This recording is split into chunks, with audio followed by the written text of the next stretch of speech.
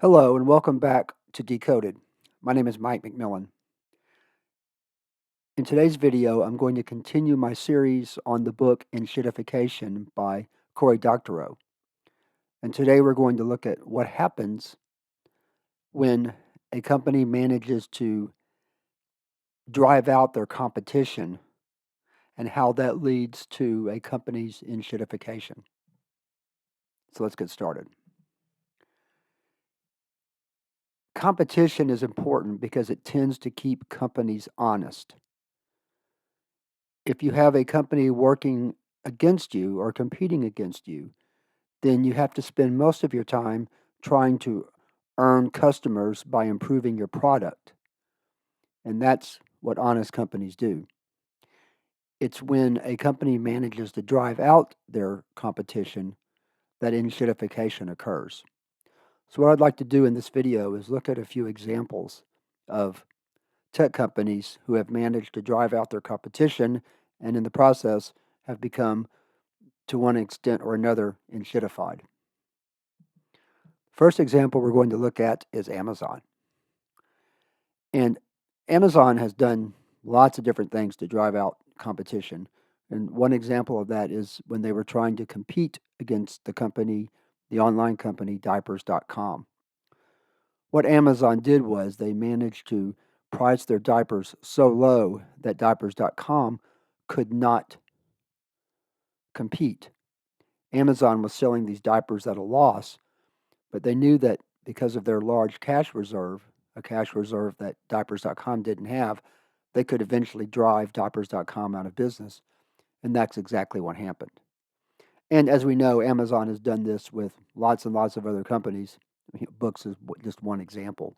Right now, if you want to buy online books, there's only really one other major competitor to Amazon, and they're not all that major, Barnes and Noble, and all the other players have just a small percentage of the market. Another example is Google.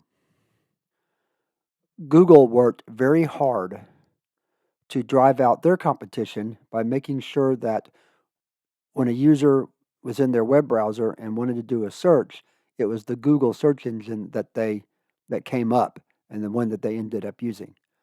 So they spent lots and lots of time on this.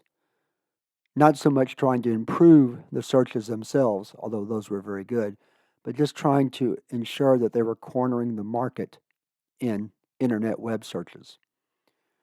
And at some point, eventually, they did, to the point now that it's really hard to even name another search engine other than Google. And so what's happened is, once they drove out the competition, then Google could enshittify by actually making their search engine worse so that it took a user more searches to find the information they want, and therefore they were displayed more ads. And so Google would increase revenue that way. Again, that's kind of the third stage of enshittification, when your product is working primarily for the benefit of the shareholders and not for either the end users or the business users. Another example is Adobe. Adobe went about driving out competition a little bit differently. They simply would buy out any company that came up as a competitor to them. And so after a certain period of time, when they didn't have any more competition, Adobe was able to begin enshittifying their product by using proprietary file formats and switching to software as a service. And when you do that, you kind of put your users in a situation where it's too hard to change, especially with file formats, because the designs that you make, once they're in a proprietary format, it's really hard to change them. Another quick example was what happened with what we'll call the Pantone color hijacking scheme that Adobe came up with. To be brief, Pantone is a company that licenses colors, and companies pay a fee to the Pantone company so that they can use those colors. And what Adobe did was they, instead of paying the fee to Pantone themselves, they decided to pass it on to their customers because they knew their customers would have to pay.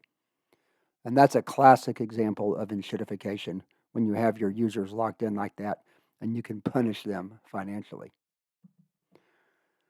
We also have Microsoft, and most people know that Microsoft has a long history of driving out competition. And they do it in lots of different ways, but one of the things they did was they locked up the operating system market to the point where, if you had a PC, you more than likely were running Windows on it, no matter who made the PC. It could be, in the old days, Compaq or Dell or Hewlett Packard. It didn't really matter who the hardware manufacturer was. You were going to use Windows. And Microsoft has had many, many different battles with antitrust, with government antitrust over the Microsoft Windows operating system. They also do it with the Office suite by offering the suite as a service, or in other words, now you don't buy Microsoft Office, you rent it, and then you download it from the cloud and then use it on your computer without actually installing it on the computer. Microsoft did try to do the same thing with web browsers, but luckily for us, they were never successful.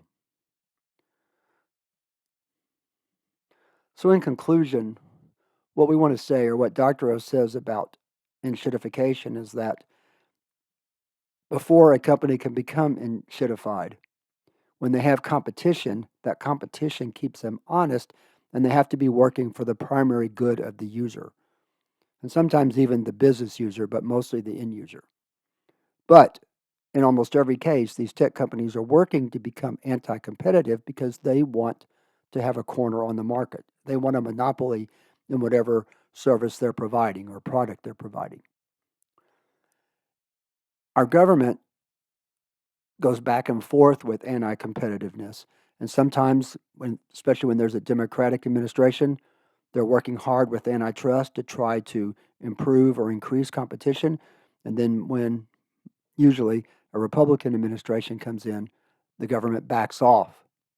We're especially seeing that now with the Trump administration, as the AI, well, I almost said the AI companies, but all the tech companies, not just the AI companies, have thrown their support to the Trump administration. And then we're seeing that the Trump administration is working hard to allow these companies to do pretty much whatever they want to. And as we're seeing again, the enshittification just increases. An example I've already done a little video on is that OpenAI is now beginning to sell ads. And that's going to make the use of ChatGPT less enjoyable for users, but it's going to earn more money for them. So that kind of concludes this video, showing how it's the lack or death of competition that can lead to enshittification. So thanks so much for watching, and if you're enjoying the content, please like and subscribe to continue getting my videos when you see them. And as always, I want to thank SlidesGo for providing the template for these presentations. Again, thanks so much, and I'll see you in the next video.